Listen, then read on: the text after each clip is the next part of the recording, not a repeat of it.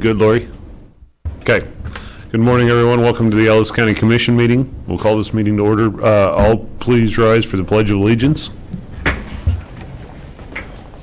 pledge allegiance to the flag of the United States of America and to the republic for which it stands, one nation, under God, indivisible, with liberty and justice for all. Will the clerk please call roll? Commissioner Neil Younger. Present. Chair Nathan Liker. Here. Commissioner Michael Burgess. Here. We have a quorum. We're going to have a couple of slight changes to our order of business. We're going to move item number 9, the UKG software, up to item number 6. Any other changes? Nope. Okay.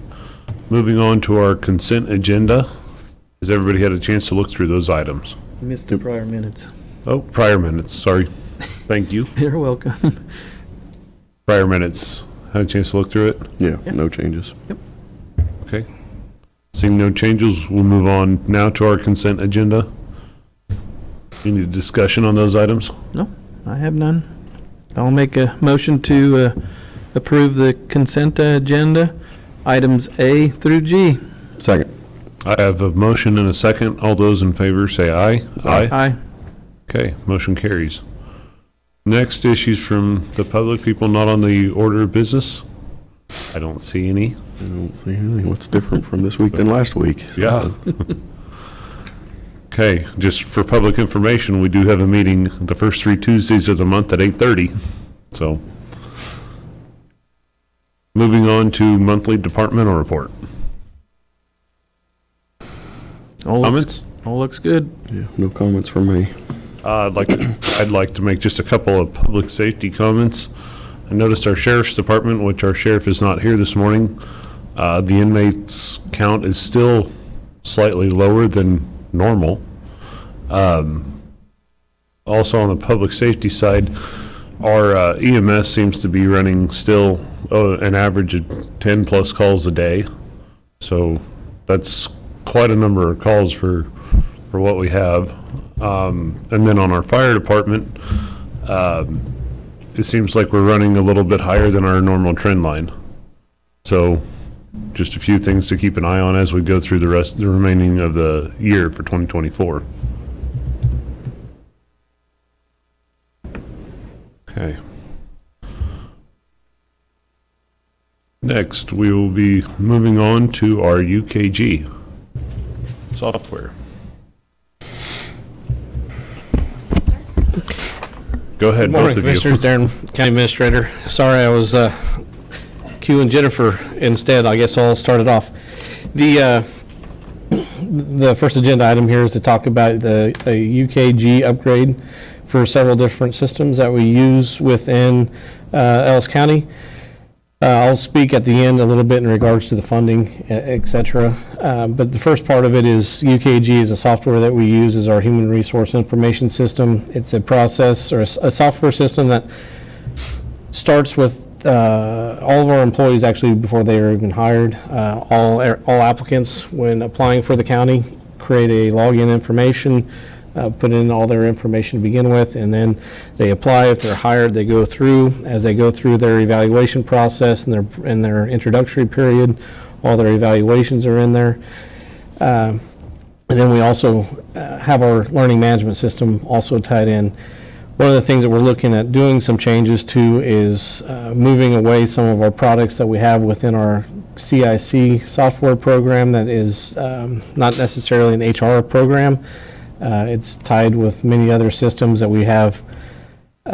Actually, Lori was sharing with me a little bit this morning about the difficulties that she's had recently with them, but moving some of that stuff into UKG, which is a much modernized system and more user-friendly, has more options, and is cost efficient. So I guess when we start getting into those little tidbits of how it's going to be better, how it's a better user experience for the employees, and more efficient way of use of HR, I'll pass that on to Jennifer so she can kind of speak to that, and then we can come back to the funding part of it. So. Good morning, Jennifer Taylor, Ellis County HR. Morning. By implementing the few UKG models that we have, which Darren discussed, that has kind of met the primary goal back in 2021, which was to improve the user experience. But by adding time, scheduler, accruals, and payroll, we'll continue that trend of improving the user experience. Not only will employees be able to have a one-stop shop for all the HR-related items, but it will be visually appealing, easier to access, and more efficient. The efficiency improvement will be another win on the back end for Ellis County leadership and HR teams. And the reason for that being, just one example of that currently is whenever we have a new hire or a transfer of a current employee, the HR staff has the potential to touch up to 4 different programs with that one piece of information. By utilizing UKG with these additional models, for that, the process will be streamlined. The efficiency and redundancy will be cut back, but also the manual input of that data into 4, instead of 4 different systems. The streamlined effect of that will therefore minimize the risk of human error. And that's just one piece of that for the HR side and potentially for manager side if it, like the timekeeping process for approving time cards, potentially cutting back on manually signing of time cards. We have yet to see what that exact process will look like, but overall it will streamline it both on the employee side as well as on the back end side for the processing of information.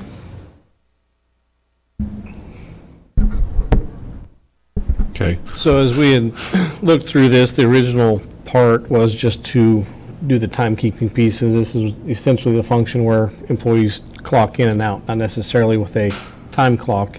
We do have, I guess, one time clock in the county. But this would be a change from the way employees clock in now to essentially another web-based version of clocking in and out.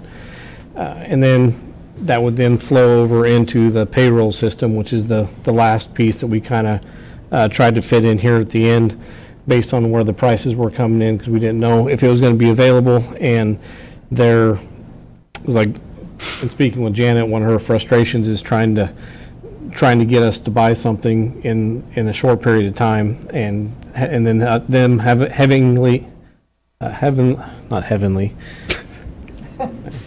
heavenly because they're discounting it, but setting a time limit on when those discounts would go away, which is at the end of September. So we're trying to fit a lot in. And, but they were willing to work with us based on that, making this decision now, or if we were to wait, it would save about $5,000 or $6,000 if we didn't approve it today. But they were able to phase it. Essentially, we would do the timekeeping piece. Once it's done, HR would have a little bit of a break, and then they would go into phase 2 for the payroll spring of 2025 before that process would start. But 2 timelines that we have to look at is 1 for their discounted pricing, and 2, we have to have the rest of the ARPA funds spent by the end of the year.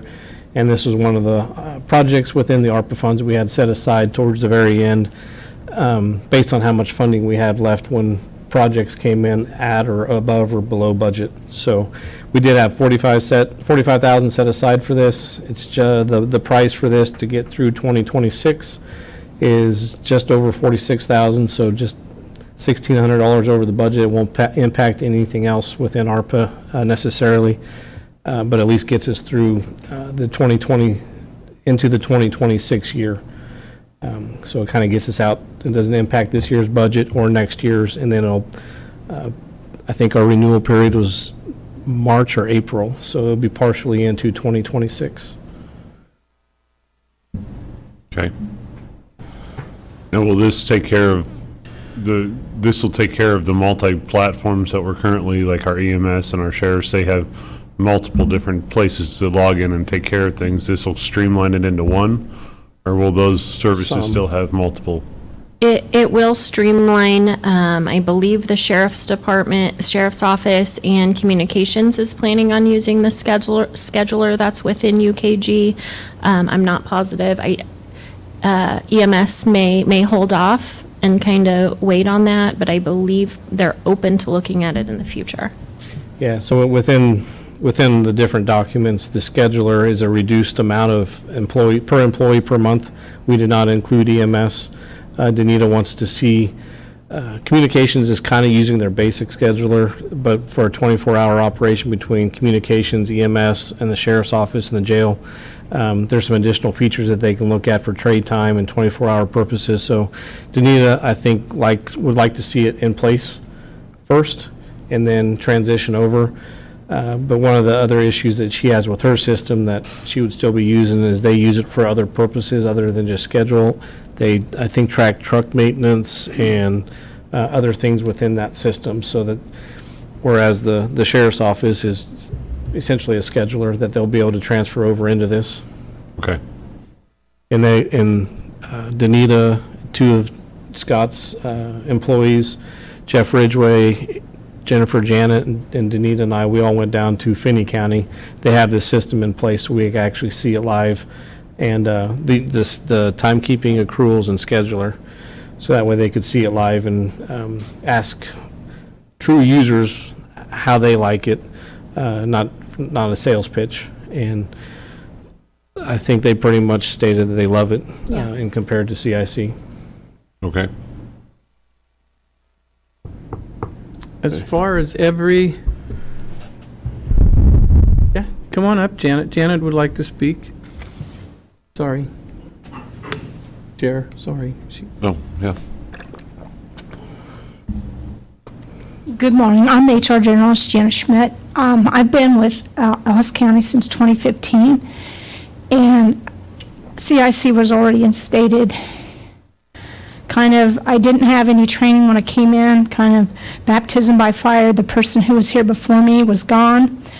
So I just kind of took it under my wing and developed it and basically massaged it to the way you see it now.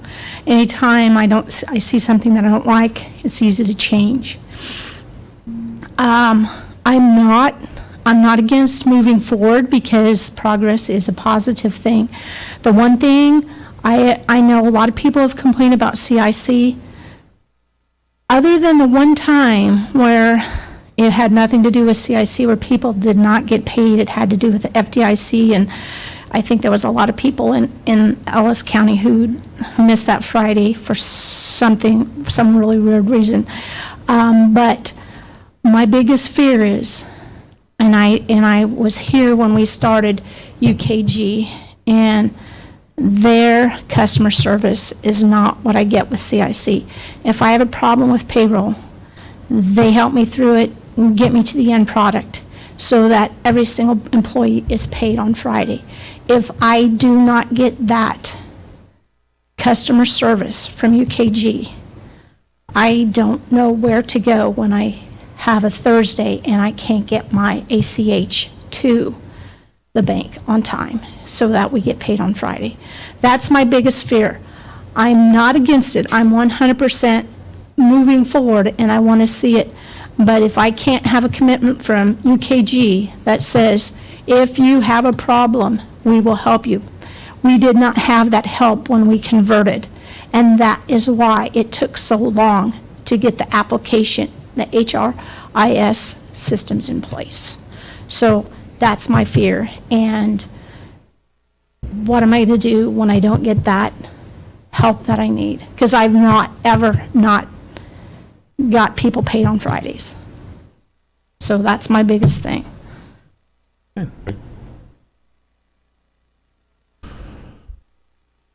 think it'd probably be all the employees' biggest thing once they find out. I think that Janet was referring to happened about a year ago. No, that was way back when we didn't get paid.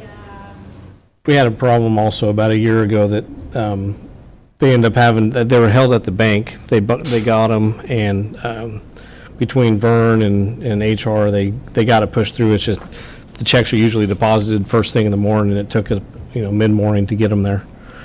But yeah, that's definitely a concern. Mm-hmm.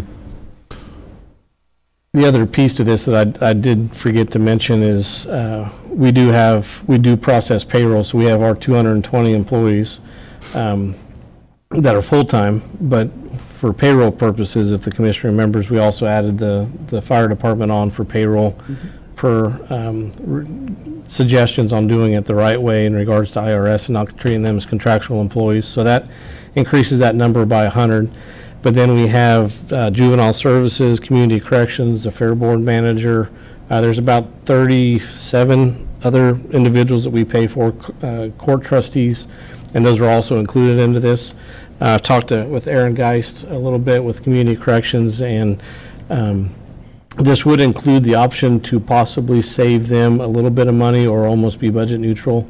If we were to purchase this out front, they could come in on our side, and because they that way when they process their payroll, it can either go through their system into UKG, or they could get onto our system and clock in the exact same way, and then it would create an easier process for Janet as well when they do process payroll. But that is yet to be determined, and they would have a little bit of time to make that determination. Their budget years are on different, for January through December. They're starting in July, I believe. So more communications with them as we move on in the next couple months will happen. Okay. So right now, or when we get UKG, are all of our employees going to log on and fill their time, or is it still going to be? It gives us more of the ability. For instance, Brendan's still making some decisions. With Time Clock Plus, they have the ability to have the mobile app, so that way, like a grader operator could clock in, or sheriff's deputy could clock in out in the field, etc. But we don't pay for it, so we don't have it. So, but we could with UKG, it's included. So we could transition to having more people. It's essentially as part of that scheduling piece, where deputies or the jails where they don't actually clock in all the time, they could be put on a schedule. Or the same thing for, and Janet or Jennifer might be able to explain more, but there's more of an ability to have more people not fill out paper time clocks anymore, time cards. And what we would still have, I think we discussed having 2 iPad tablets out at Public Works for them to manually clock in to make that process faster when they have 20, 30 people all at once clocking in. So with UKG, with the timekeeping piece, which ties in with scheduler and accruals, which is kind of why that's a package deal of modules, and then payroll is a separate package. But with the time, you can, like Darren said, we explored the options. They have time clocks, which are the UKG product. They're very costly, but we think the essentially a tablet solution, which we witnessed in Finney County, would meet our needs, but we could have that. We have the ability to clock in at employee desks for those individuals that do have a workstation, but then we can also turn on the ability for certain cost centers or departments to have the ability to clock in from their location, from their phone, but we can turn that on and off per cost center. We can tie it down to geofencing. We can address those concerns that people might have for clocking in and out on your phone. I know in my previous job, I was there a couple of months and we had the UKG. Like Janet said, there was some struggles, but they had a good support system. So And that was one of those questions that we did ask, but of course, we are asking a salesperson. This is our concern about we need constant contact. We need the ability to have questions answered. They did provide information that I at least wasn't familiar with before coming in after it had already been implemented, but they do have service level agreements that address, if you have an issue, this should be answered depending on the severity level within insert whatever, 2 hours or whatever it may be. And then we do have an employee, an ERM is what they call it, that they say you can reach out to. And I've reached out to her with just minor questions, and she usually gets back to me, but she would be able to push it up to that product level expert is what they tell us. We haven't had any major emergencies, so I can't really speak to that, but it is a very valid concern, not only for us and Janet processing payroll, but our employees we'd like to get our employees paid, so that is a concern, and we have asked that question, and they've provided information to us, but we won't be able to tell how accurate that is until we're actually there, and that could be with any software product. And our employees will have access to it to see what their PTO. Yes, so they would be able to log into UKG. They would be able to access at any point their accruals, which they can access their accruals by logging into Time Clock Plus right now. But if they would log into UKG, they could see their live accrual. They would have payroll history, which right now is not something that they have access to. Our pay stubs get emailed to us, and so if you save it, if you save your email, save your PDF, you will have access to it. But with UKG, you can log in anywhere you have internet access and access the entire history, as well as when you're a termed employee, I change access to where you still have access to all of your previous pay stubs, but you don't have access to anything else in the system, and you'll also have access to your W-2s. It's a change, but Yeah. we'll get through it.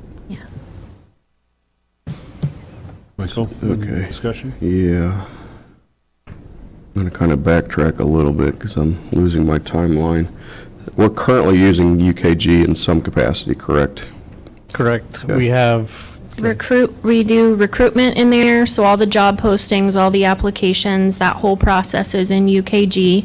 We are also using it for onboarding and checklists. We use it for performance reviews, both the probationary, introductory periods, and then annual. We also use it for document control. Some departments are using it currently for scheduling, and some departments are using it for incident reporting. We have some departments that are more very interested in moving forward with UKG and using everything that's available right now. Okay. the learning module is another Oh, piece yes. that we have. Okay. And we're currently using CIC for just payroll. CIC touches a lot of other departments in the budget, I believe, but for the HR side, yes, payroll is run through CIC, and then timekeeping and accruals are through Time Clock Plus. Okay. And then the scheduler, which of course, not every employee needs the schedules, but EMS and Sheriff's Office both use two different schedulers. And dispatch communications, they're currently using UKG for scheduling. So some of this may stay, those different schedules for the time being will stay. Time Clock Plus will stay. CIC will, CIC would stay because that touches clerk, treasury, appraiser, it could be a public works. But CIC would stay because it's an ERP, so it's multifunctional, multi-department. CIC would stay, we would just not have the payroll piece, so there'd be a cost reduction on our annual maintenance there.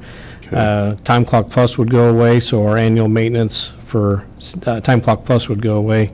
And then maybe some small little support functions that are tied those two together. But CIC would stay, the annual user agreement fee, SaaS fee, I don't know what they actually call it, it would be reduced. And that's what kind of helps offset the price with UKG. And then the sheriff's office pays several thousand a year for their scheduler. And so that fee would actually go away as we transfer the sheriff's office onto this as well.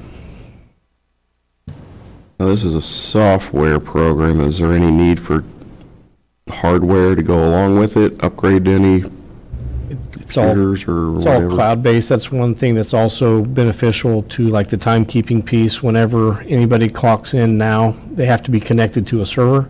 You can't just do it on, you can't do it from home. But with the cloud-based, it's all virtual and there's no need for anything localized. Okay. I believe we looked at some tablets to increase the user experience and to make it a little more streamlined and easier. They wouldn't necessarily be required, and I'm not sure, IT may have kind of talked about, they may have some extra tablets, but we looked at the cost savings compared to an actual time clock provided by UKG, and we could probably outfit the entire county with multiple tablets to be served as time clock and the hardware to attach them to the building. And I think that would even be cheaper than one time clock. So there would be minimal hardware. With being able to log in, say, from a device like a phone, would there be a geofence attached to that? So there's multiple ways to do it, as Jennifer said. You can do that by department or cost center, so that way it doesn't have to be for everybody. You can take off the geofence, but it still locates your location when you clock in. So for instance, we have 13 grader territories. They're not all 13 in different locations, but if a grader were to, I'm making areas up here, but if their territory where their grader is parked is in Ellis and they're in Hayes and clock in, that can be tracked. So that way, you know, if you essentially have a problem with an employee clocking in, and some departments, like just say for the clerk's office, if they wanted to do it mobily, they can shrink that geofence into like a 100-foot circle. I don't remember the exact dimensions, but so they wouldn't be able to clock in until they were essentially in the building or at the building.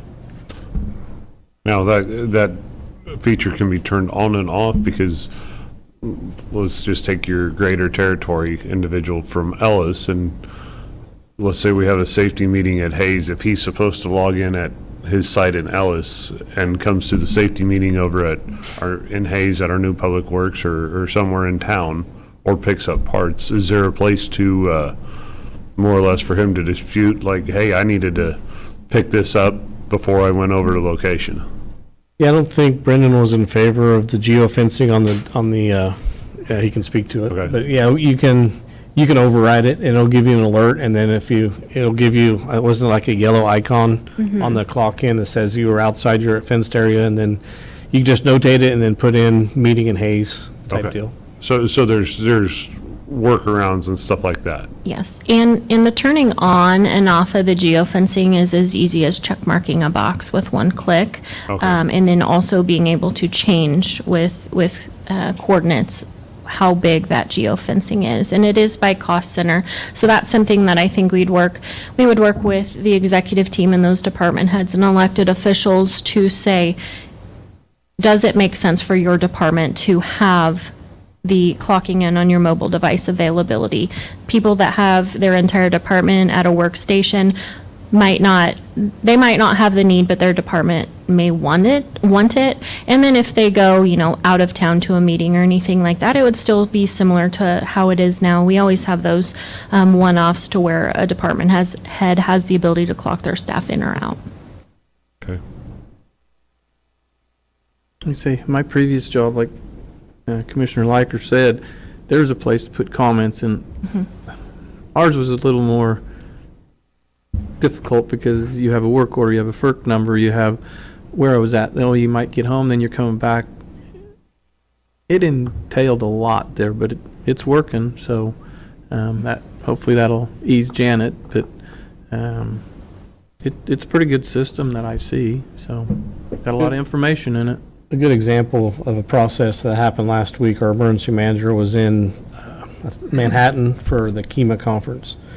And due to not being access to the server, having a computer, a time clock, et cetera, being able to clock in on your phone, he has to keep track of his time, email it to me, and then I have to go into time clock, and then I have to enter each day. And then I have to put in notes, KEMA conference, and then I have to put in clock in, clock out time. It's not a long process, but when you have to do that every single time anybody leaves, on the other end of this, if he was out there, he could, on his phone, clock in as the meeting start or the conference day starts, clock out, and it eliminates all of that. Him typing the email, me logging in, me inputting it, putting in notes. So that would be the same for almost every department when a situation like that arises. Okay. Is there going to be a little bit of training for our people? Yes. Janet? And of course, especially with the payroll piece, there was we haven't seen too much. We've done some demos and such on that. We didn't see payroll at Finney County, but UKG has told us, they will have an entire schedule and what we kind of tackle each week or each month as far as the back end, the implementation, the setup. But then they will provide training, and we'll be able to more or less do a train the trainer kind of thing, so we can touch the executive team, training them how to use the back end, and then also the employee level. So we will make sure our employees are able to. The clock in and clock out piece for the employees, that'll be almost identical to the way it is now. It'll just be in a different software, just typing in their employee ID number if that's what we set it to, and then hitting clock in. Okay, now I'm going to ask the hard question. What happens when the internet goes down? Then that's when we would reach out to IT. Because it's web-based, and I'm just It would be throwing the it out same there. issue we would have today. Okay. We would have the availability to track in what would hopefully be a temporary outage. We could track that manually, keep a log of it on pen and paper, and then have the ability to input it. It would be very similar to how it is now. Okay, thank you. So with that being said, we had the same thing with the internet going down. What is that magical time to have it in for payroll? Is there a... And right now, there are certain deadlines for when it needs to be in and those types of things. And those aren't necessarily within the system. That is just within Ellis County and kind of our process deadlines. And I would assume that it would take multiple months to of actually using the system, determining how long it takes to process payroll in the system, which I would reasonably guess that it's going to take longer in the beginning. But after practice in there, should be able to have a good idea of when to set a reasonable expectation for those deadlines. Okay, thank you. More discussion? No. Anything else? Nope. I'll move to approve PO 7841 for the UKG agreement for adding the time accruals, scheduling, and payroll modules, and allow the county administrator to sign the agreed documents. Second. Okay, I have a motion and a second. All those in favor say aye. Aye. Okay, motion carries.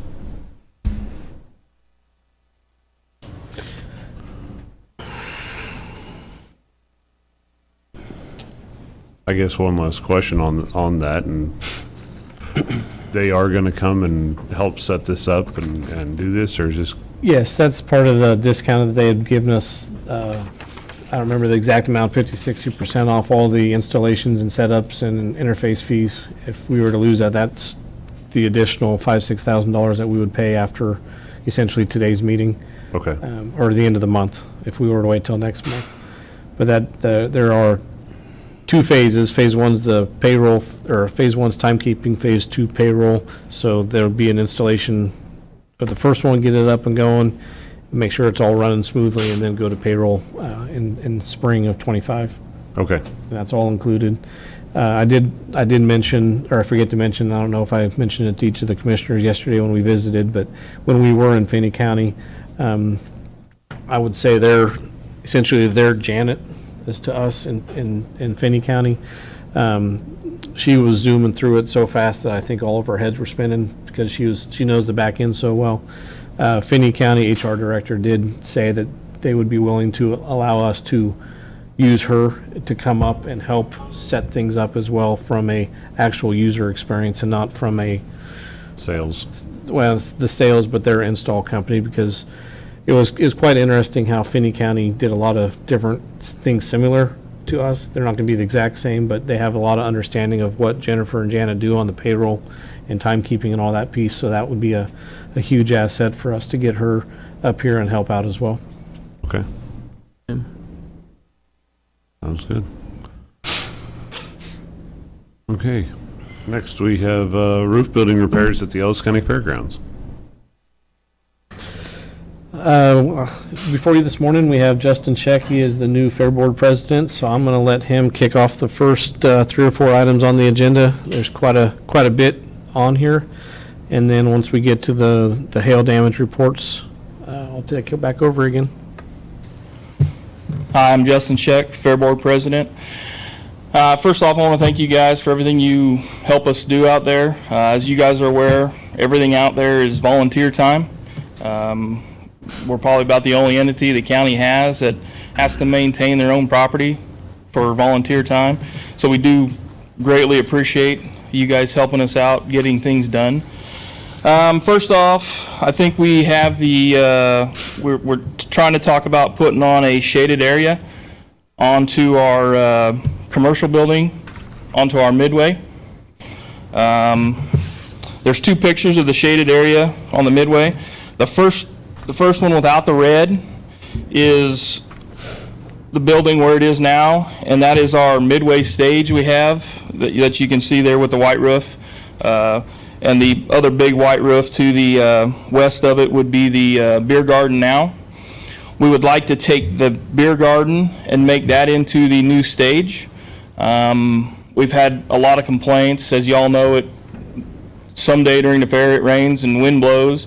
The bands would like to be able to be underneath there so they could roll their equipment back into our building. And it is all concrete, and there is a little building back behind there underneath that roof.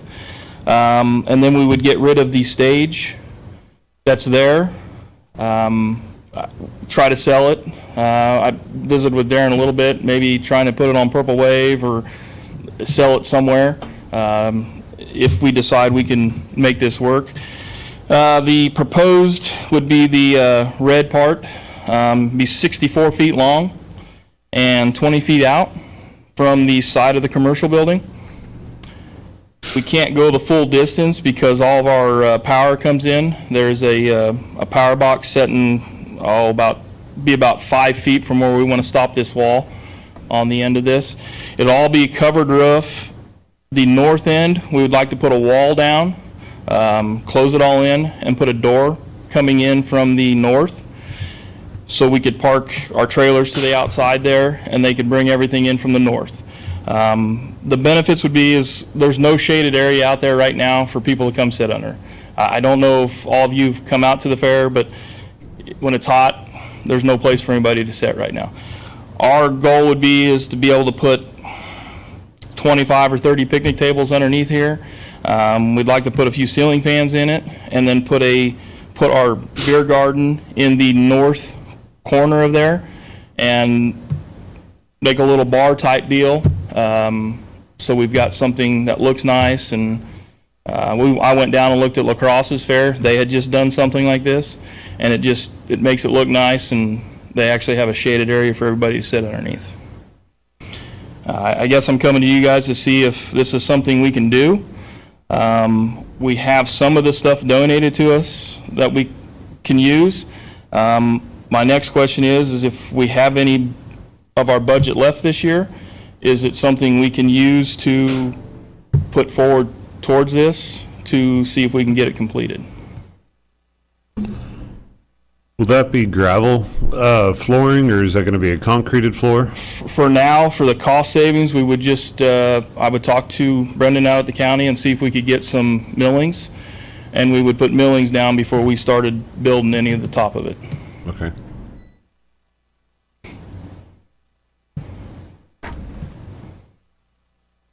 On the west side, is there going to be kind of like a drop where it kind of protects the sun as it comes down? We're only going to be about 7 feet tall there, so I don't think we'll have an issue with a drop. Because the only reason we can come 20 feet out is because of all of the trusses are engineered, so we're doing it the right way. So we can only come out 20 feet because them trusses have to be, don't quote me on this, but I think they have to be 16 inches tall to carry the load. So we can only we're only 12 foot at the other end. So by the time we get our slope on, we can't be any shorter than that.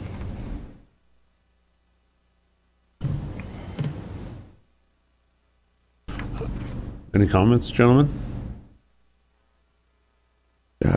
No, I don't have an issue with it, I guess. Okay. I guess I got the privilege or the whatever to walk the whole fairgrounds last Saturday with Justin, so I kind of knew all this, and it makes perfect sense. That stage that's there, them bands that are there are taking the heat because it's up in the air, and make a lot of sense to move that over. And I mean, I'll be supportive of it. Like say, I go out to the fair and it is hot, and there needs to be a place for everybody to sit down And I don't know if everybody's aware, but this year we tried something new. We have all of our vendors that set things up, try to sell things. We normally put them up in the Unrein building. This year we tried something different. We put them all down inside our commercial building. They loved it because it had way more foot traffic. Our Unrein building is kind of off the beaten path of the normal traffic coming into the fairground. So we tried this, everybody loved it, and this is kind of another working part we want to try to make it flow easier. If this works, we would like to put a door underneath this going into the commercial building. That way people can come in the commercial building, walk out, go into them picnic tables, come to the midway, or go back into the buildings from there. And it's probably in there, but are you gonna have lighting in there? We would like to put some lights and some ceiling fans in. Okay.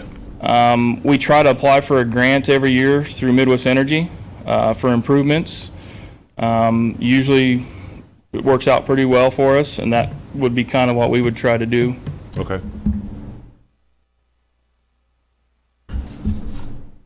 And this is something the volunteers have the ability to accomplish, the construction phase on their own? Yes, we will do everything. We've built the whole bathroom out there. All of us volunteers did all that. The new bathroom that's out there, it's now 8-9 years old, but we built that all ourselves. So yes, we do have the qualifications to make this happen. Okay. And this will be a comment just for Darren, but adding this on, this will all be insurable and go according with our insurance. It isn't going to throw any flags for insurability of any of the buildings. No, this is, as Justin said, like the restrooms and all that, we would have to make a modification request to K-Camp to say that there was essentially lean-to of this size. May have to go out and take out some pictures, and they would adjust, the K-Camp would adjust the amounts for that building. Okay. We're actually going to improve the side of this commercial building. We wouldn't have to, but we're actually going to set poles underneath the back side of this lean-to also, just for the simple fact that it's a pole barn building, and them poles have been in the ground for 35 years, and some of them are starting to get eaten off on the bottom. So we're going to run poles up on every other truss and put a beam back there to hold everything up. And we're still going to screw it to the building so it's attached, but it will actually have its own supporting on the back, so we're not all relying on those poles that are there already. Okay. Well, you bring up a good point. The existing commercial building's 30+ years old, been there as long as I can remember it. How is the exterior on that? It is, the exterior on that is all brand new. It all got re-tinned here 3 years ago, when that hailstorm came through, windstorm. So and we just redid as the fair board, we went in and the roof was starting to have some issues with some purlins, so we went in and replaced the purlins, tied the roof all back down. So the building is in fairly good shape now. Okay. And so this lean-to is not going to look totally out of place, putting a new lean-to on an old building? No. And it's going to be the same color metal. It's going to be, we're going to use the same color metal. I just put it in red so you guys could see the, yes. Okay. I think the cost for it, I think I gave it to Darren, $10,850, I think, would be the cost of the materials to do the project. And that's including the walk doors also, That's including the door on the north end, but not into not the one going into the building, because we hadn't decided that far yet. But a door getting into there, a double door would be about $750 for a double steel door. Okay. Any problems? with I that? have no problem. Like I say, I walked around and Okay. observed a lot of stuff that needs a little bit of attention out there, so. I have no problems with that. We'll just move on to our next portion and Okay. say that'll all be in one motion, I believe. Okay. The next deal is, we've started this project a couple of years ago with this water drainage. I have the map that says the cattle tie-outs. I visited with Brendan a little bit before the meeting here. If you can see where those white fences, I don't know if any of you were out there during the fair this year. We had a little bit of rain the week of the fair, and this whole east side sits full of water. Where the two pens are, if you see the first one to the east and then that middle one. Well, we've went and tore that far east section all the way out, and we cut 20 feet off of the middle section so we could get a grader in and out of there so we can try to build this up. And then we're going to have to cut a ditch all the way on the east side. The first tin roof on the north is the show arena. And then you've got there's a grass hill there, and then you got the road, and then you got the unrun and the Shank building. We're going to have to try to cut a ditch all the way along that east edge and go all the way out to the south underneath the far south road past the beef barn in order to take care of this water problem. It sets full in there, and then it fills the barn up with water. So it's a project that's probably not going to cost a lot. I'm just going to have to work with Brendan and see when we got time to do it to make it happen. Because most of this stuff, like I said, we'll do most of it ourselves. We've tore all the fence out ourselves already. The only thing we don't have access to is a grader, and that's when we come to you guys to see if it's all right if Public Works would help us out on that.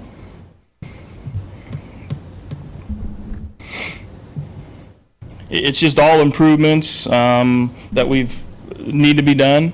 There's much more that needs to be done out there, but we just got to start with small projects and keep moving forward, or else we're never going to get them done. I have no problem. Water always seems to run downhill, so. Yeah. That is something that is past due. That should have been done years and years and years ago. That was an issue. And then at the south end, we're going to put a culvert across. Is that correct? That would be the plan, is to put a culvert across the road. And if we can get enough slope by the time we're there, I would like to put a culvert across the road and then also put a culvert all the way underneath to drain it on the back side of RPM in between Intersys and our property.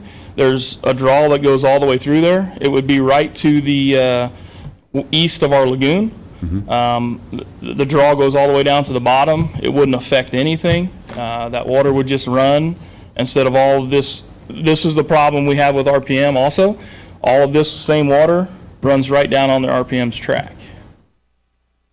So this is some of the water problem that he's having down there also, and I'm hoping we could take care of a lot of it in one, if we can make it all work. We just need to get out there and shoot the levels and see what's going to work. Okay. And we do have culverts, correct, Brandon? Yeah, go ahead and come up, Brendan.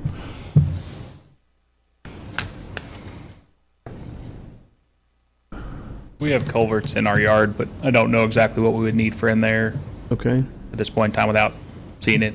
Justin and me just talked about 10 minutes here right before the meeting started. So I might need, I don't know if we would need truly an 18-inch culvert to run all the way through there. A lot of those culverts they have are smaller and undersized that we don't stock, but we can come up with something. Okay. And Well- as far as the time frame, what are we looking at, Brandon? I mean, I know it's going to be a work-in. I guess I'd like to see it get done sooner than later. That way next spring we can, get some vegetation and, With time frame, I mean, we can make anything happen. It's really only going to take 1 or 2 machines to do it. We do have a lot of work moving some material and all of the things from our current shop to the new shop. We also have later this fall, the commission approved the county doing the grade work for the St. John's Place there in Victoria. Okay. So we're waiting on the surveys for that to see where and what they want to make sure they have enough material on site first. Plus, we have roads we'd like to overlay this winter, sure. so we can make something happen. We'll work with them, and then whether it cooperates with us. Okay, Yep. thank you. Justin or Darren, is there any thought of extra buildings or any more making paved runoff come this way?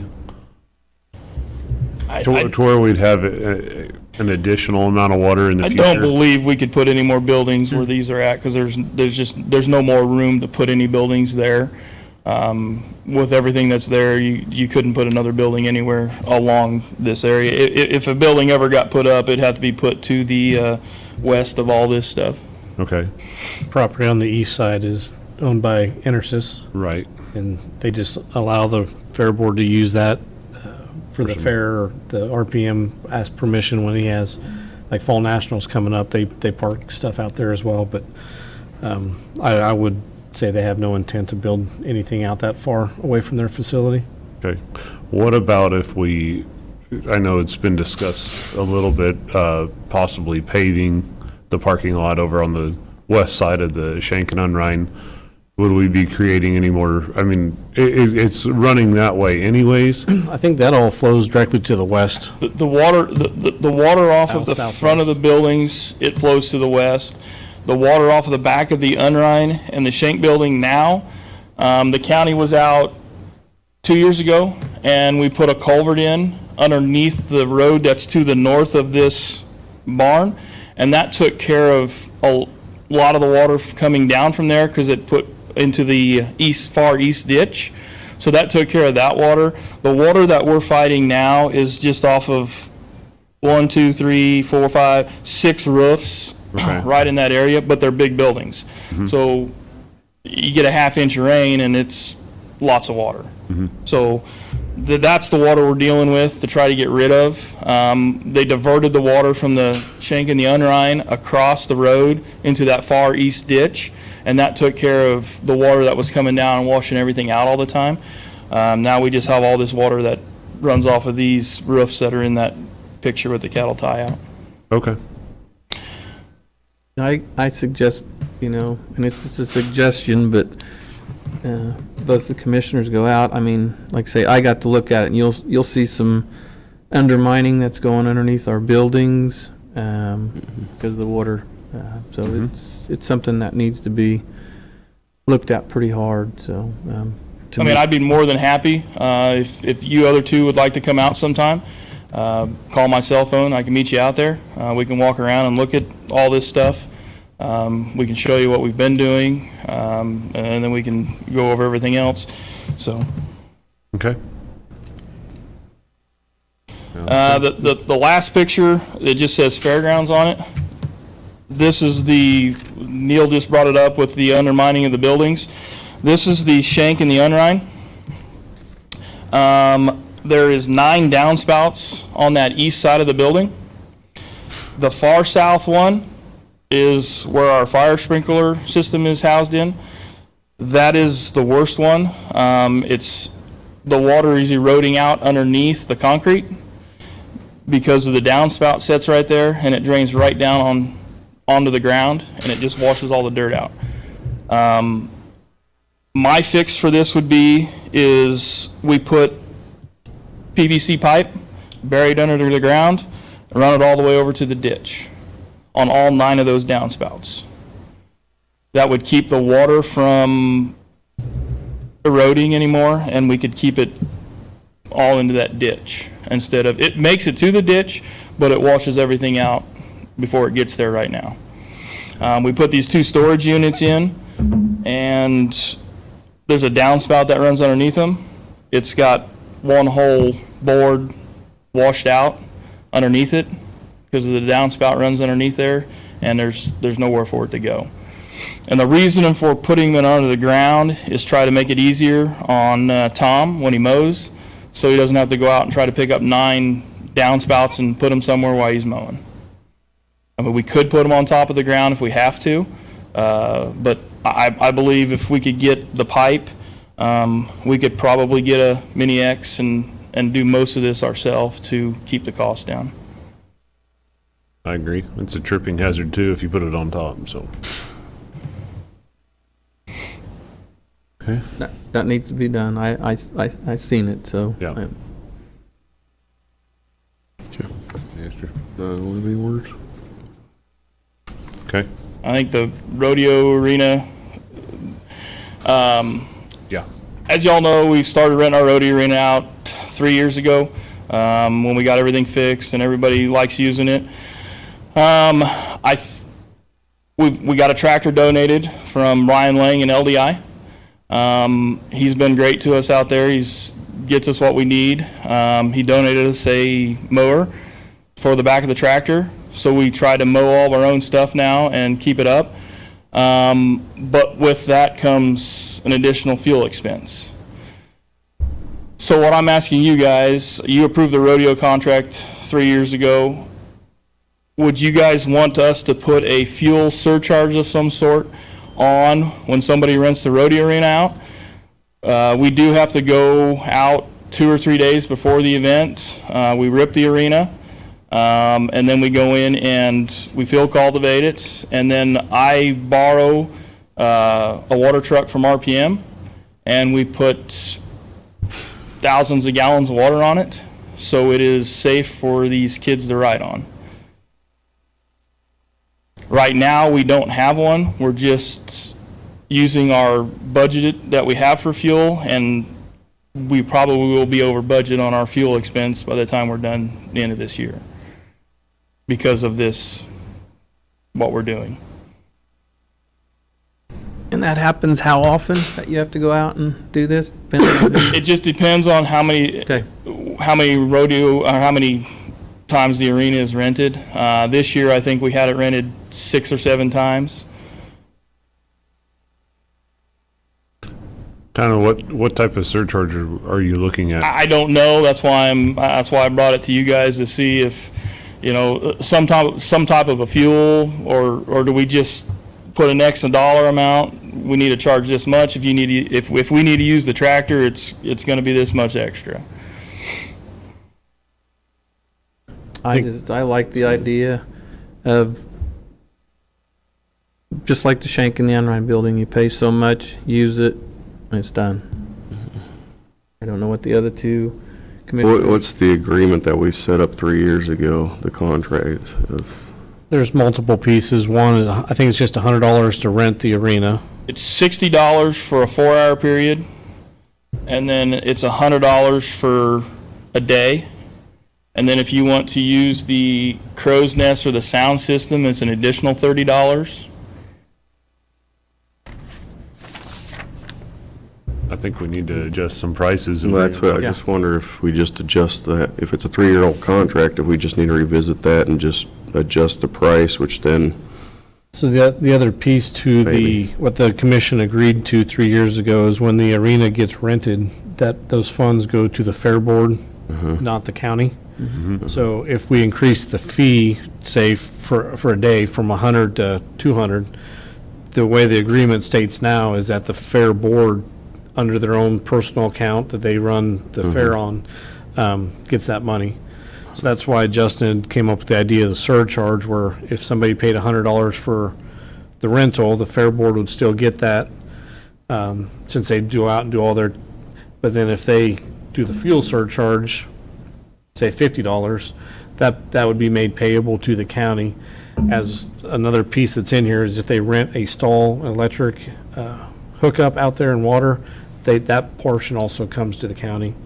It should come to the county, so for the individuals that have horse trailers and such. So if we wanted to increase the fee from $1 to $1, I'm just throwing out numbers, $100 to $150 a day, we would have to redo the agreement in that manner to say that this much goes to the fair board, this much goes to the county, so that way when the county would receive that additional money, we could put it in as a credit to offset the price of what fuel would be.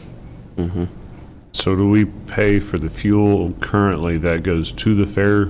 Correct. So we have a gasoline and a diesel line item within the fair board budget, and that's used for mowing, weed eating, the skid steer whenever they need to use that, and the tractors for mowing as well. And we looked at both of them this year, and I don't remember what the I think exact we're amounts were. $60 on the diesel to coming to what we had budgeted. But we still got some time left to, the mow and use the tractor and stuff. So it's going to be, we'll probably go over on the diesel. Okay. Because I brought that up to Darren also. Would it be easier, instead of us having to run and get 25 gallons at a time in plastic cans, if we could set a couple tanks up out there, and then the county could just come out and fill them with their fuel truck? We put them under lock and key. We could put a metered pump on them if we need to. It's just all options out there that, I like that idea because most all that stuff is volunteer anyway, so now you're sending a person away. So now you're going to lose that person for a half hour, an hour, where they could have been doing something. I'm not in favor of putting great big tanks. No, just you in wouldn't case want of big a ones. leak. And yes, a metering system would be nice to have, and we can have that monitored from year to year, month to month. I mean, for that matter, if we're talking 25 or 100 gallons at a time, electronic transfer tank is, easy enough. Yeah, just a couple of the 100-gallon fuel tanks that you buy up at Orchland's, you set on the back of pickups would be ideal. And just put, we could put 110-volt pumps on them instead of 12-volt pumps on them, and that would be ideal for what we use. No, I agree. Okay. Does the fair board has their own separate account that brings in funds and stuff? We have an account that we get all of our sponsorships to run the fair. Okay, is that what the current agreement with the rodeo arena is going into? Yes. Okay. That's how we upkeep everything down there that we don't take out of the county budget. You guys are all aware of, we had many water leaks out there. We didn't hire anybody to fix any of them. We fixed them all ourselves. We just got the parts and we fixed everything ourselves. So that's the stuff that we try to use that for. If we can't get a hold of Darren or somebody to get in and get a card to get parts, because that's the other thing on the list. I'm seeing if I can get a credit card to, I don't have to find him, I don't have to find Tom, to get some of these small things. Right now, we just do it with our own personal accounts and try to get reimbursed. I think it would be easier if we didn't have to do it that way, but that's once again up to you guys if what you want to do. I'm kind of leaning in favor of adjusting the rates, but allowing the increased rate just to go straight to the fair board and not come back for the county budget on the fuel surcharge. I mean, it's for our grounds, and that's what they're using it for.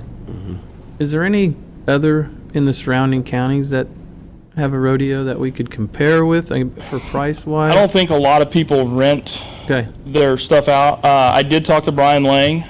He called me and we had a long conversation. He is charging $200 for his arena. I don't think that's out of line. I mean, I think we could move ours to that and we would be just fine. But that's, like I said, it's a decision that has to be made amongst you 3 commissioners to see if something that we can agree upon to make it work. Who rents it? Is it like high school teams or Who's associations or? Most of the time, it's like a KWHA association. They're renting them for a weekend. Here in 2 weeks, they're having a barrel race out there. They're renting it for 4 hours. Different organizations. We do let the 4-H kids, they come out and use it for free. So they can use it anytime. They just got to notify somebody. Usually it's their horse leader for their clubs, and they come out and use the arena for nothing. So. Okay. And go back over the rent charges again. Right now, I believe they are $60 for a day, or for 4 hours, $100 per day. And then if you want the sound system and the crow's nest, and it's an additional $30. And then electrical charges to hook up are $25. Quick correction, 4 hours is $50 4 hours. and a day is 100. 4 hours 50, okay.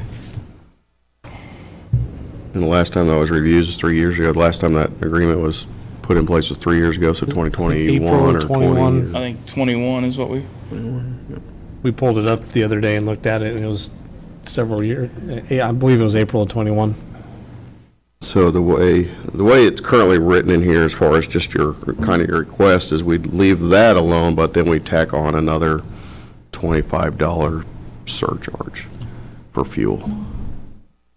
Correct, that's the way it's written in the agenda item. If the Yeah. county wants to reimburse for the fuel, that If the county $50 wants to surcharge would have to be reimburse. paid to the county.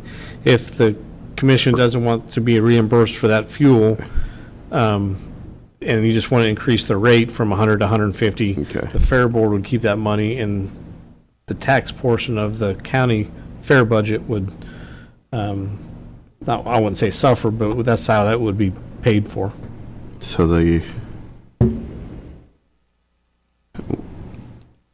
county, the taxpayers are currently paying for the fuel they're using.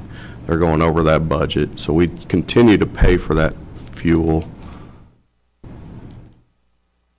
They're looking, but they would retain more of this, I guess, within their own budget. But as far as the fuel amount they're using, it's still going to be, I mean, if we're going over budget this year, you'd be essentially over budget next year too, Correct. without adjusting that budget. That's why it was written in the agenda, is to do a surcharge, so that way that surcharge amount would reimburse the county budget the taxpayer dollars are going to. What's the total budget for fuel for the year for the fair? 600 for diesel and 400 for gasoline. And where this all comes into play with the diesel, it's not all in the roadie arena. Like I said, Brian Lang generously donated us a mower for the back of the tractor he donated, and we now do all of our own mowing out there. And it does take some fuel to mow the grounds out there. I think it's 80 acres total is what. But we try to take care of it the best we can. We've got one guy that likes to sit on the tractor and the mower, and that's what we let him do. that's $600 or 600 gallons? $600. I believe they're about 80% of that used already for the budget year. So you're probably going to be, I mean, you'll be over by whatever, your $60, $100 for the year or something like that. It's not, I don't know if it's going to. We're going to be over budget probably by $100, $150 is what Okay. we're going to be on diesel fuel. Okay. And I think as far as the day, I think we should stay the same as, what Lang is, and just keep them the same. Make it easy. Just charge a flat $200 for a day rental. Yeah. Are you guys opposed to staying with, should we up the 4-hour use to $75 to recoup some of the fuel money then, and go $75 for the 4 hours and $200 for a day? I guess that's the way I'm kind of leaning, is you'd look at that, maybe increase your costs and maybe just apply part of that cost. You'd keep some of it for yourself, but then apply that back to cover the fuel instead of having a separate surcharge. I think contracts are neater if they're just simpler, and then we just increase cost to cover increased cost. Well, the way I kind of agree, but the way I'm seeing it is you're taking care of more of the fairgrounds with that account. And so the more you rent it out and put into there, we're going to offset it with whatever you come to the county and ask for some of the buildings or fences. And I mean, it's a wash. And we're not talking lots of dollars. I guess my other thing on this is if we had to hire somebody to take care of all of this, it probably couldn't get done. Yeah. That's why you say you had one individual that likes to mow. Yes. I mean, that's a volunteer deal. That's means a lot. I mean, I'm mostly okay with that. I think we take that item and take it back to your board and discuss a little more on what you charge. Well, I don't know that we really, I think it's going to be a decision Up to for you us. guys. It's your guys' property, so Yeah. I don't think we need to really discuss it on our own board. Okay. Does it need to be rewritten from a contract, from a bill to be brought, that contract specifically be brought for a single item to be agreed and voted upon? Correct. If we change the rates, say from 50 to 100 for a half a day and 100 to 200 for a full day, Yeah. it could be an easy fix. We can put it on a future agenda item and get that approved. Okay, Just depends on how the commission wants to address that. okay. Because as far as the rest of the year, we've got contracts that are already there, so it's not going to affect them, but moving on for the future years. And then my final deal on the rodeo arena, Fort Hays has used our rodeo arena for the last 2 years. We were hoping we could get some partnership stuff with them to get some stuff done. Nothing has come of it. I guess I'm coming to you guys to see what is a fair amount to charge them to use our rodeo arena for their Fort Hays rodeo. And we do the fair board volunteers out there for them. The last 2 years, we've done everything for them. We've worked the arena. We've got it ready for them. And that's a 2-day event or 3? 3-day. Justin, could you bring us some numbers on the number of volunteer hours and provide us some of that? It doesn't have to be today, but just kind of a rough estimate. Yeah. That way we could kind of maybe put some numbers together. Okay. I'm not- Because a lot of this fuel was used during During that that time time. also. I mean, it's a 3-day event, so Yeah, no, they do bring their own tractor in also, but the way they run, you have to use all of the tractors to keep up. yeah, I think if you could put a little more information to it, kind of like Okay. on numbers, I think would be great, and then we could Okay. have that discussion in the future on Okay. we got some hard numbers and we can discuss that. Are they, do they currently sit on the current contract we have, or do you have a separate one that they pay? The last 2 years, they haven't paid anything. Okay, We were doing it to try to, okay, but nothing has come about it. So this 3rd year, I figured it's time we okay. do something. They don't let anybody do anything for free on their stuff. So I think we need to Okay. kind of do the same thing. From a legal standpoint, Bill, can you have separate contracts for separate entities? So if we're redoing this contract for the others, can we have something separate that's just specific to Fort Hays in this case? County Councilor Bill Jeter, I don't know why you couldn't do that. Okay, It's a different event, it's 3 days, and okay, you're contracting with another municipality, so to speak, so. okay. Justin, when Charging they, it? I'm sorry, Darren, when they come in for that rodeo, I know that it's kind of like, almost like an RPM situation where you have a number of trailers, living quarters, Correct. stuff like that. are we parked full? I mean, I haven't been out there during. I don't know the- if you guys have seen an aerial view, but there is an aerial view of when Fort Hays came out and used it, and it is full. They have 700 contestants. Okay, if you could, can you get a hold of that picture for us? I can try to. Okay, if you could do that, that'd Yes, I can try to. And they bring a lot of people into the community, and it is full. That's why we tried to host them and do it. And they love it there, but we just kind of got to work some details out. And Understood. and when we do this, I could probably talk to Guy Farrell and see if he could come in. He is their rodeo coach. Bring him with me. He is also on my fair board.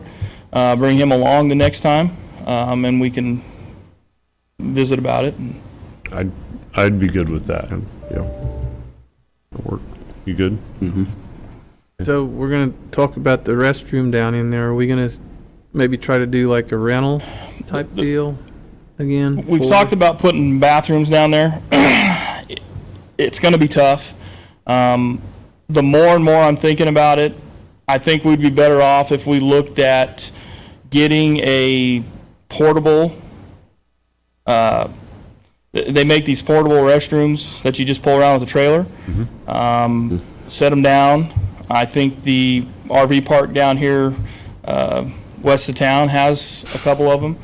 I haven't got any numbers of anything put together of what it would cost to build one.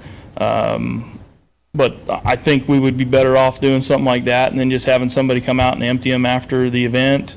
If the county needed them for something else, if they had a job site somewhere they needed them at, you could hook up to them. It wouldn't just be a fair board thing. You could use them throughout the whole county. If we got one built that had, just say 4 stalls or something on it, you would have something and then you could utilize it through the whole county instead of just in one spot. I've seen those are a asset. They are. They're nice. They got sinks in them. They are nice. I don't know what they cost to build, but it would just be more, I think it would be more feasible to do something like that. Like I said, then the whole county could use it. If you had an event somewhere, you could take it. It could be used anywhere. And that may be something that would entertain the Hayes Oktoberfest also. Yes. So working together with them.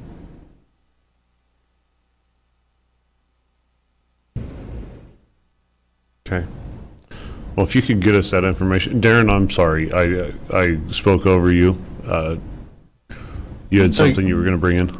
Well, I was just going to kind of rein us back into several of the different items we were kind of skipping on, so didn't want to forget something. But I was Okay. going to go back to the rodeo price first, to bring it back a new agreement. So the first piece, or do we want to do 100 for 4 hours, 200 for a day? Or would you rather do it separate and have a surcharge so that the county can reimburse? Which direction would you like to go on that piece? Personally, I'd like to go to the 100 The and 100? 200. Yep. Yeah. And as far as a surcharge, I just assume send it back to the fair, just leave that and let it go to the fair board. And that it'll offset costs later on other projects. Because the deal is as fair board members, we're not making anything off of this. We go out and volunteer our time to run this tractor, get the rodeo arena ready, so we benefit none off of it. The county, It's the all- people you draw in, they spend money in town, so basically the county's benefiting off of it. We're not as fair board members, just so everybody is aware of that. We don't pay ourselves, we go out and do it for volunteer. No, the fair board account is to further the fair. Correct. So And I don't know if everybody's been out there in the last 12 years, but I've been on the board. We've done several major projects, and I think we've got our fairgrounds looking great. We go to a lot of different fairgrounds throughout the year. Throughout the state of Kansas, I think we have one of the best fairgrounds out there right now. We just need to be able to keep them up and keep them going. Okay, so the rodeo arena rental will be $100 for a half day, $200 for a full day, and keep the terms the same, Correct. and no other changes.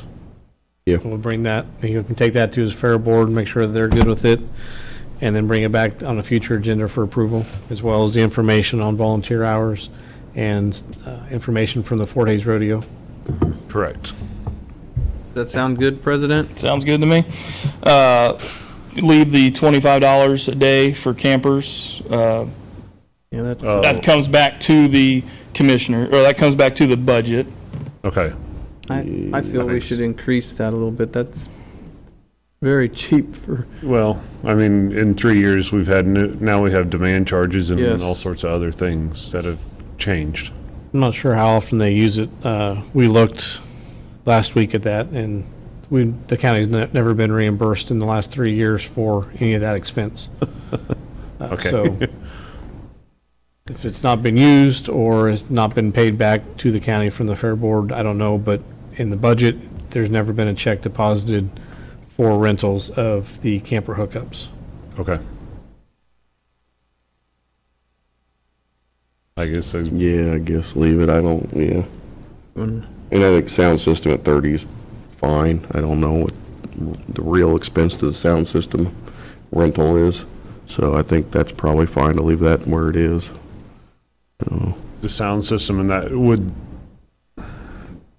we, I mean, we know what the audio system, the audio and visual system that we're doing here in this room costs. I mean, really, is the $30 enough for that?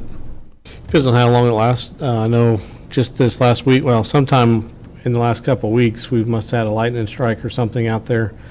Was it two or three of the amps at Up the in RPM 'cause Speedway got fried? Yes. So he's looking to see if his insurance will cover the replacement of those, but he was thinking a couple $1,000s is what he was gonna have to spend to get those fixed.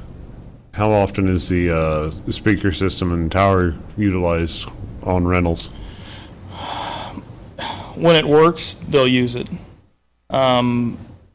It's one of those deals that if you only use it once, it's tough to keep it working all year. So it's beneficial to let people use it, because then it, Okay.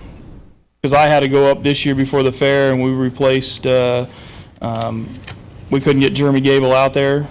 So I crawled up and I had to replace all the tweeter speakers in it because they weren't working anymore and we couldn't get any sound out of it, so.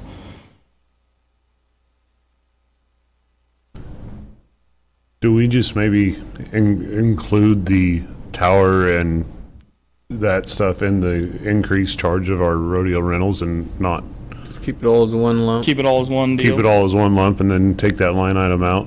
I kind of like that.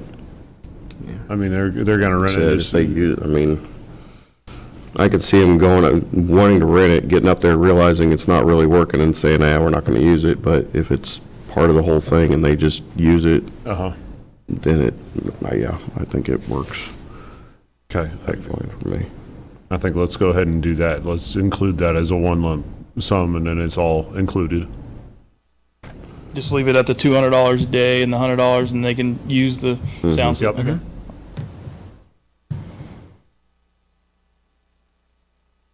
Not make it complicated. Yeah. Okay. The other item that was discussed is if the commission would be in agreeance to allow Justin to be issued a purchasing card following the county purchasing policy, for him to be able to not have to find one of us to go out and make purchases, have to follow the same rules as any of the county employees or Tom does. It's easily held accountable. If we lost it, we can turn it off within 15 seconds by having the county clerk's office log in. If he doesn't turn in receipts, we could pull the card, turn the card off as well. So I wouldn't have any concerns with Justin on that. I'm good with that. I mean, it's streamlined. How would it be issued though would it be issued to the fair board president going There's forward? a name on the card, so Justin, his name would be on the card. Okay. So, but how's your terms? Are you president till you want to be, or is the president of the board switch over every year? We switch. Okay. But I don't think you'd have to put Fair Board president. I think you'd just, I'm the one that's out there all the time doing everything, me and another guy. So it would just be nice to be able to, and not only do we take care of the fairground, the Fair Board stuff, we also still try to do everything down at RPM. So it doesn't cost the county extra. We don't have to hire somebody to come out and do all that stuff.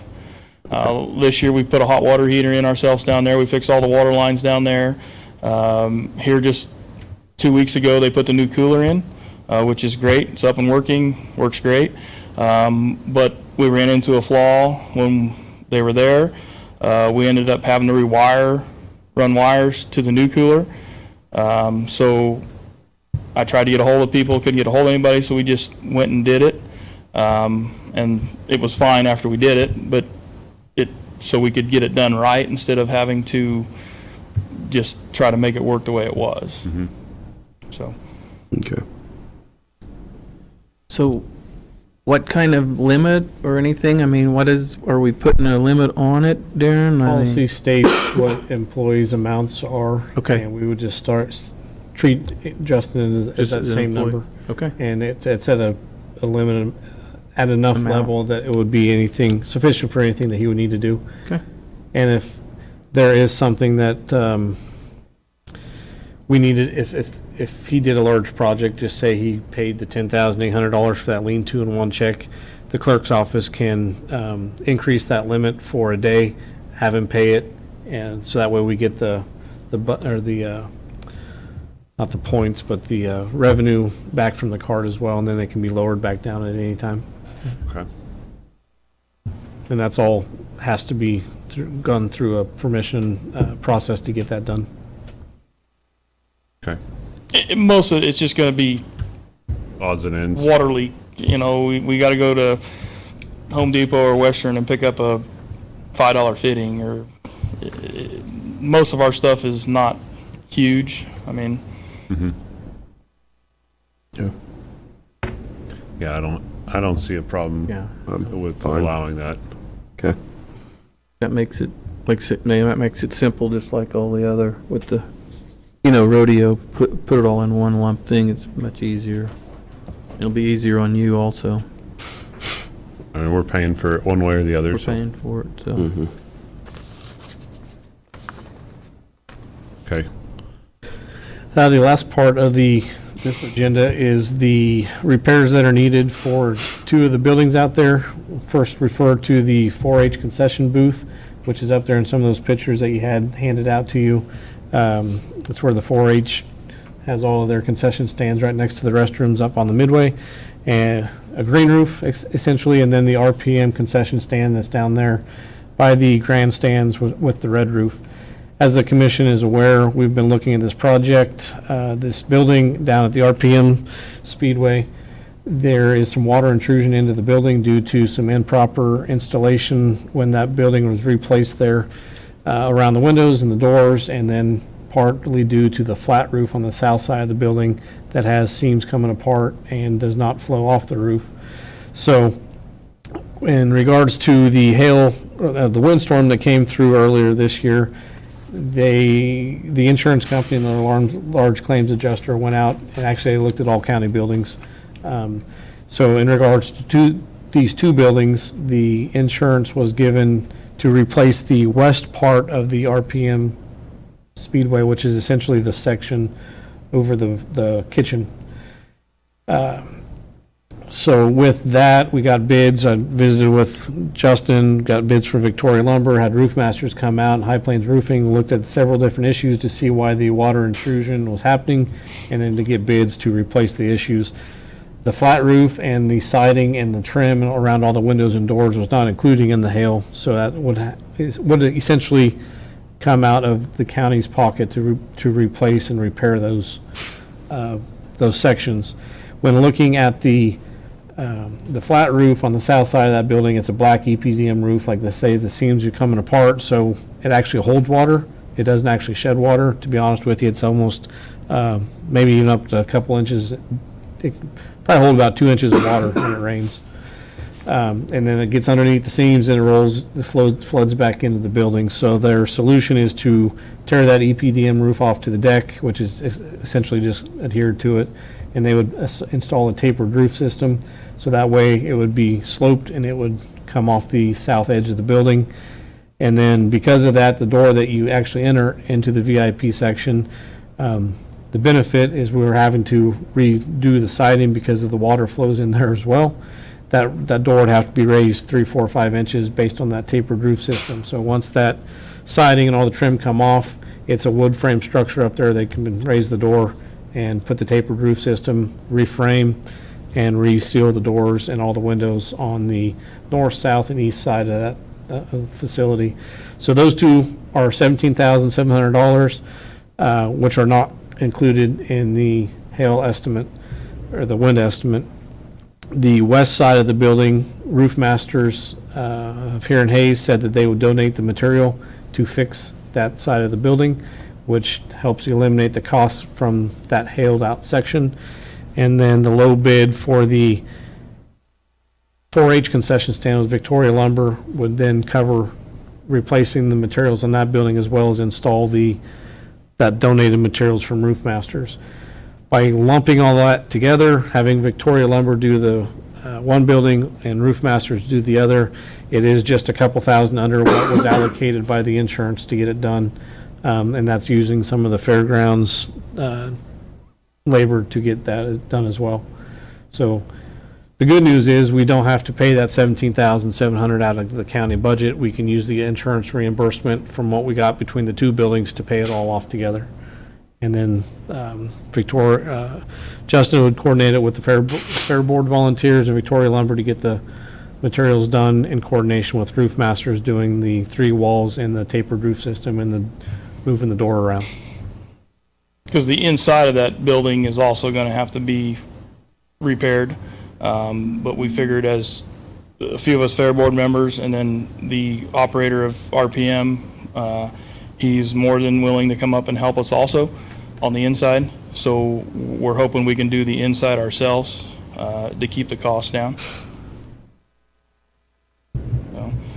And that would be a whole separate price in a project. It may not necessarily have to come back before the commission. It's just OSB paneling on the walls.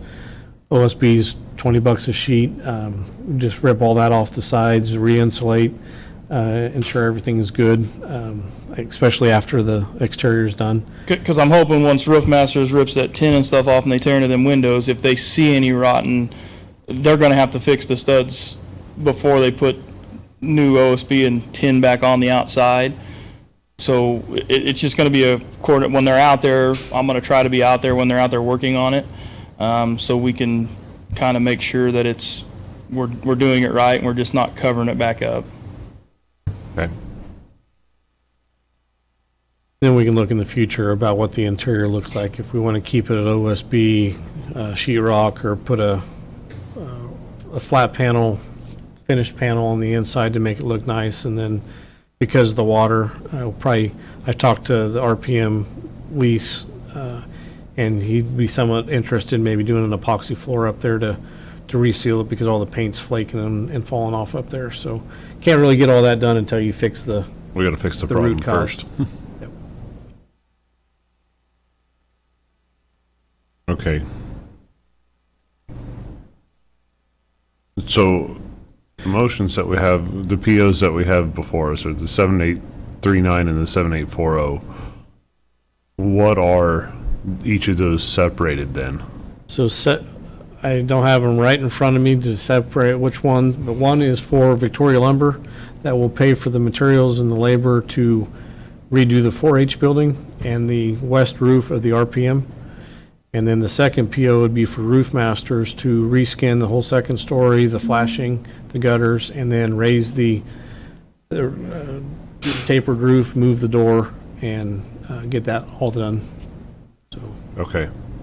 While you're on that, did you put any type of labor in doing the roof on the RPM? Is there anything in there on that?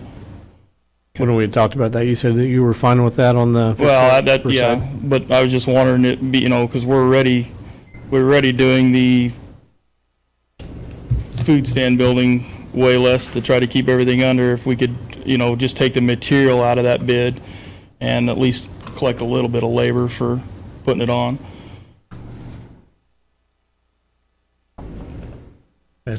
Bobby's got all those numbers. The POs would have to be modified before you approve them. And I'd have to look at the bids. I don't know what the material cost or anything is on that. I don't know that there's a material cost broke out. I'd have to get it. Okay, To do that, but right. like to get everything going. I think there was just a total bid of replacing the roof on the back. Okay.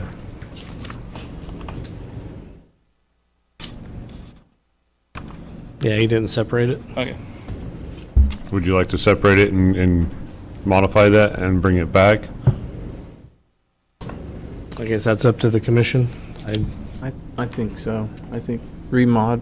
Or we can just at least approve everything today so everything can get ordered, and then when we bring the rest of the stuff back, You can do that way too. we can modify and do another PO for whatever that would be if the commission would like to do that. That'll work too. That way everything is approved and material can get ordered and roof masters can get it on their schedule. I think that would be the best, and then we can modify the PO accordingly. We'll just do a new PO Okay, for the labor on the back of that building. The total estimate for that was $57.50, so we'll just get a modified quote from that to reduce the materials off of that, and then bring it back for a future commission approval. so we can go ahead and move forward with the current POs that are listed in the current motions. Correct. Okay. Okay. And then in regards to some of the earlier things that Justin had asked for with permission to do the lean-to and the drainage with Brendan, that's not an actual motion, he just needs consensus from us as a commission. Correct. Basically, to modify a structure, the commission has to approve that, and then with the estimate that he had, if it all goes through one vendor, it's within my budget authority. We could sign the PO once we get to that point. I just wanted to make sure the commission was okay with the modification of the structure before we even proceed to that level. Okay. Well, I guess I'll just ask my fellow commissioners, are we good with going forward with that direction? I am. Yeah, that Okay. works. I'll agree with that. So we can go ahead and move forward with that, and then, so that'll take care of that. That'll also are you both still okay with the drainage issue, working with Public Works and Brendan on his schedule to allow some time to work with that? Yeah. And that would include the works. downspouts off the Shank and Unrein. I mean, Brendan wouldn't be responsible for that, but I'm asking my fellow commissioners if digging in and laying in the PVC drainage to the ditch would be suffice. That works. is- Yeah. Okay. Is that something that your guys, as the fair board or your volunteers, want to do yourself and rent a Mini X, or are we able to use the county Mini X? That's what I'm gonna get with Okay. Brendan to see. Very good. We do have a sponsor that will let us use the Okay. Mini X if we need to. But if I can get the county to come out and, it'd be nice if we can get the one county guy out there on the Mini X doing it, we could be laying it while he's digging the next one. If not, it's gonna take a lot longer for us to do it with just 2 guys or 3 guys out there doing it, so. Okay, well, we'll direct you to work with Brendan on it and what can be done. Okay, and then the next task of the fairground rental, we're gonna come up with a new agreement and adopt a new agreement with that. Okay, just making sure I get everything included. There's a lot of items. Okay. Now, with that, I will go ahead and move to approve POs number 7839 and 7840 with Roof Masters and Victoria Lumber to complete the wind and hail damage at the county fairgrounds. I'll second it. Okay, I have a motion and a second. All those in favor say aye. Aye. Okay, motion passes. Is there anything I forgot? I would just like to thank all the Fair Board members for volunteering. As Justin and I were walking around, one of the volunteers was there that night, so what he was doing there, I don't know, and I don't care, but he showed very good interest, and they got some good volunteers on that board. Good deal.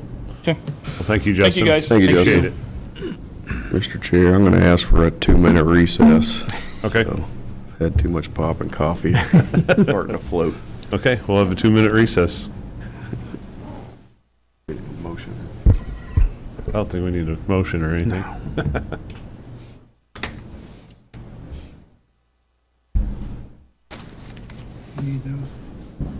No, I got copies in here too.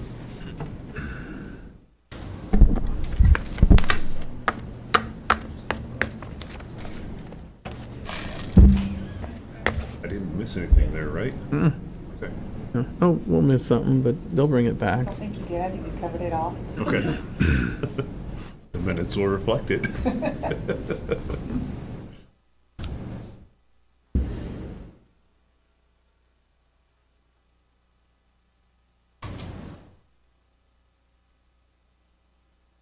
Just trying to find a price for those trailers.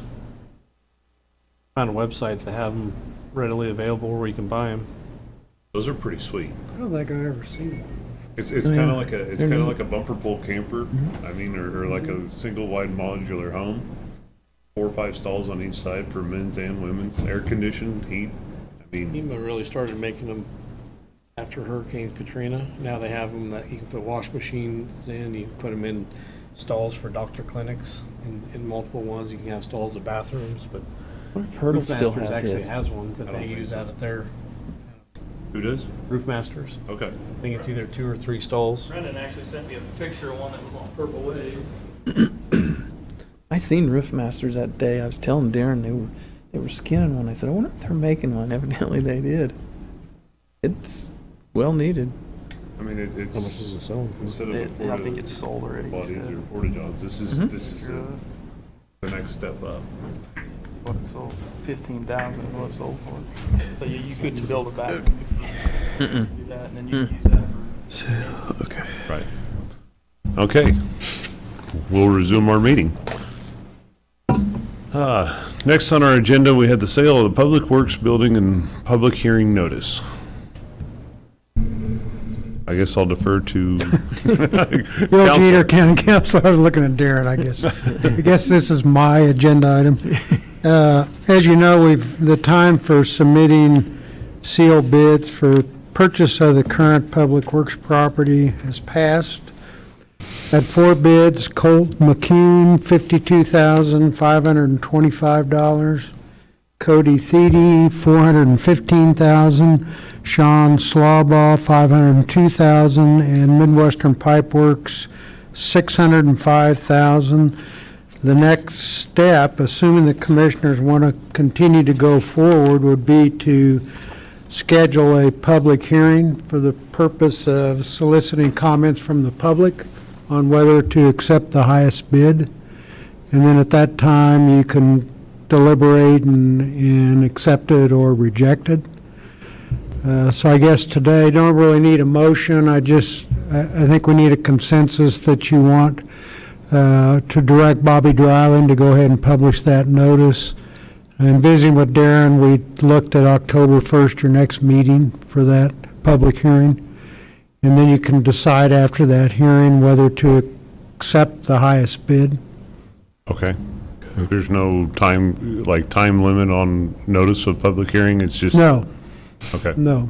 The statute neither mandates how many times it's published or how much notice is required. Okay. So I think it needs to be published at least once. And the notice has been prepared, so. Okay. We didn't make And that would be for the purpose of approving the highest bid from Midwestern Pipeworks. Got it. Okay. One point of I- clarification on the notice that I visited with Karina about yesterday. Bobby noticed the address of the public hearing was incorrect, so she sent over a new one, and the address instead of 810 Main would be changed to 718, which is here. Oh. But we thought we'd just make that clear that if you approve the public notice, that address would be updated. Okay. Good catch. I have no problems moving forward at this time. I'm ready to move forward with that. I am too. Just, like I say, just the final impact on it, so we have time to get our stuff all out with, if we approve the Gary Geist on Midwest Pipe. So that's my biggest concern, so we have adequate time to get everything out of our building. Had several conversations with him over the past couple weeks since we've received these bids. He's very lenient and understanding. He's got a lot of stuff going on with expansion of his current business, that he has no really quick plans to do anything with this facility after Public Works moves out. And I stated that it would be our interest that the closing date would be after the first of the year. And we still don't know when the exact move-in date of our current facility is, but he is willing to allow that closing date to be into 2025, and also allow Public Works 2 to 3 months after we move, or 2 or 3 months to allow Public Works to move after we get the new facility. Okay. So that way they're not rushed and they can still try to do their regular projects and move as well. So in the public hearing, can somebody make a higher offer? No. Okay. The public hearing would be for the purpose only of hearing comments from the public on whether to accept or not accept the Midwestern Pipe Works bid. Okay. Okay.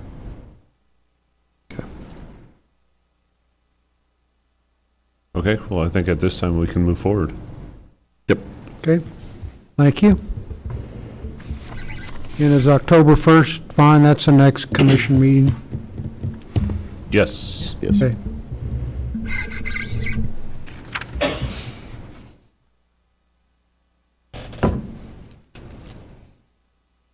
Okay. Next, temporary health administrator. As the commission knows, we're currently in search of a new health administrator at the Ellis County Health Department. And we have started accepting applications for that position. And I believe, I should have asked Jennifer this morning, we're up to about 18 applications as of today, which is almost an application a day since we opened it. So that's very promising. We do have some good candidates to get reviews or interviews set up with. However, in that meantime, depending on how long they'll get those interviews and the job accepted, and then that person to either give notice and move or just move, et cetera, it's going to be a pretty good lag in between now and then. So the commission has had myself talk to Kerry McHugh, which was the prior health administrator and EMS director back in 18 and 19, before he retired, to see if he would put in a little bit of time back with Ellis County on a part-time basis to be the temporary health administrator to support the health department during this transition. Kerry McHugh could not be here today. He's actually flying home from a vacation out of country, so he did apologize for that, but he did say if the commission does want to continue, him and I would get in touch either tomorrow or the next day after he returns to sign the contract, and he would be willing to start back in this temporary part-time role starting next week.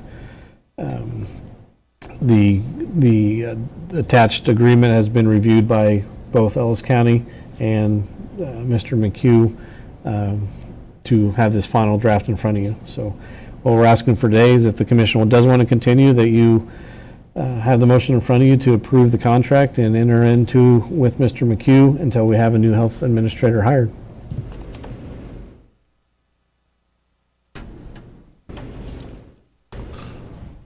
Do we have a timeline to where Mr. McHugh will come before us or meet with us, and it can be an executive, to give us an update on findings on where the status of our department?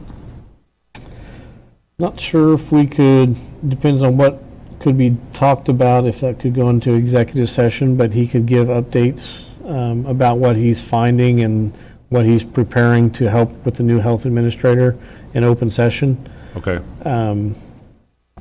And, he could give regular monthly reports. I know that we just had one this month, but after he gets his feet wet or re-wettened next week, maybe come in and start visiting with the commissioners, or maybe if the commissioners would like, over the next month or so as this transition period happens, I'm sure he would be more than willing to have you stop in and visit with you individually on it.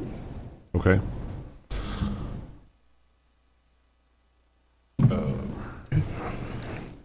Any other discussion? Well, we're just fortunate to have somebody to step in like that and help us out, which very appreciative of Carrie. Like Commissioner Liker said, like updates and that kind of stuff from Carrie will be nice to share with the whole community, and so. I would say we could probably have an update on the 1st, but that's due back to me for an update the Wednesday prior, which is his first week. He's only going to be there for 2 or 3 days, so maybe we can plan on the October 8th meeting after he's got a week and a half, 2 weeks in, that he could come before the commission and see if he's got some information to share. Got it. Go ahead. For the public knowledge, Mr. McHugh has retired, but what are his qualifications? Has he stayed up to date and current with the current healthcare industry? Yes, sir. So he did retire right before COVID, which was probably a blessing in disguise for him. Since then, he still has retained his paramedic license. I actually was at the KIMSA conference, which is the EMS conference, with him a couple weeks ago to get our continuing education hours for medical purposes. And he does still, or since his retirement, he is actually part of the Healthcare Coalition for the state of Kansas and does contractual work for them. And he is actually putting on a Healthcare Coalition Summit, and I believe in early November, he's doing that for the state to bring health departments and emergency preparedness personnel together to talk about some different things. One of their keynote speakers, kind of interesting, is, I believe her nickname is Penny, but she was the female jet fighter that was on 9/11 that was surrounding Washington, D.C. They're talking about the challenges and everything and the medical preparations they did for the shooting that happened at the Kansas City Chiefs parade last year after the Super Bowl. So he is still in tune and does some contractual work as well. Okay, very good. Thank you. Yes, I just want to, excuse me, I just want to add that, with that many applicants for this position, and I know there was some truck driver positions that were open, that we were getting that many applicants, so I think that wage study definitely paid off. I know it was a lot of dollars, but it's just showing that we are competitive and a good place to be. Okay. Well, I'll move to approve the attached contract between Ellis County and Carrie McHugh to serve as temporary health administrator. I'll second it. Okay, I have a motion and a second. All those in favor say aye. Aye. Aye. Okay, motion carries. Okay, with that, I believe we move on to county administrator report. Two quick things. First, we received word from our health insurance renewal rates for 2025. If the commissioners remember, we did plan and input a 7% budget increase in for 2025 for those rates. Don't know how it happened. Our employees are taking good care of themselves, and we don't have a large loss of claims. But depending, they're going to present two different options on Wednesday at their Wage and Benefits Committee, but if, depending on what selection we have, it's not even going to be half of what we had budgeted for the increase. One of the options is actually a essentially neutral, no rate increase at all. So the October 1st meeting, we should have the results. Well, this week we'll have all the renewal rates. Friday we'll have the Wage and Benefits Committee meeting to set together, discuss, any changes, and then have that back for you by October 1st at your next commission meeting, so that way the following week, everything can be prepared for open enrollment that starts on the 14th when the county has our in-service day out at the fairgrounds. So good news there. That's going to be some budget savings that we'll be able to not have to use for next year's budget. And on top of that, the icing on the cake is Commissioner Burgess's birthday. So everybody that's extra still icing, listening so. 2 hours into it, you see him out, wish him a happy birthday. Okay. County Commissioner reports. Commissioner Burgess? When was that in-service date for the county? October 14th. I haven't done a lot. Yesterday I attended the Hayes Arts Council, and they have a capital campaign to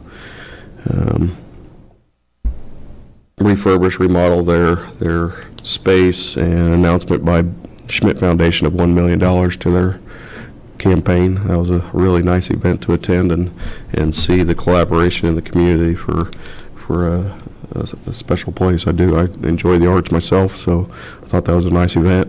And then just public notice, we are still taking applications for our health director until the end of the month, correct? Until filled, but Until filled, sorry. Yeah, we'll start interviewing, though, I think, from our standpoint, with the 18 applications here fairly shortly, so, lost my train of thought.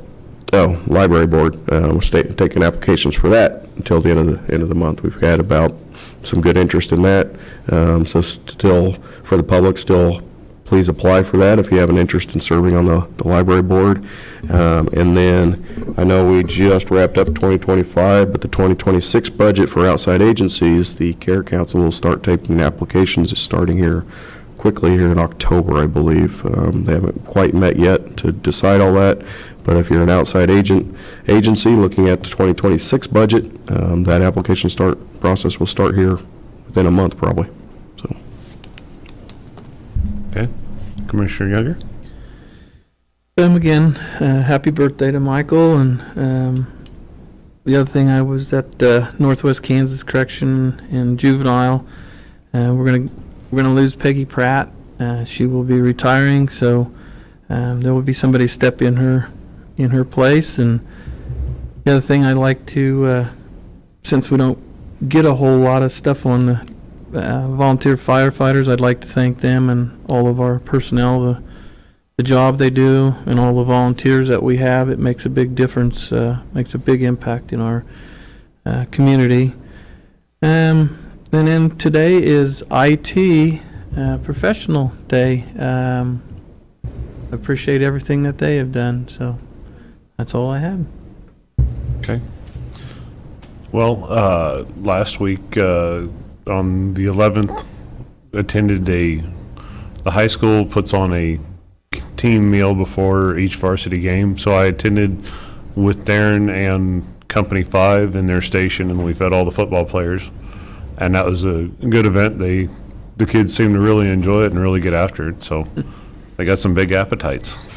But, after that, we had the EMS personnel there, and I took a tour of that and saw our new truck, which is now in service from what I hear. So that's good to see that, and hope to see some of that coming forth. So other than that, I have nothing else to report. With no executive sessions, we will adjourn the meeting at 10:28.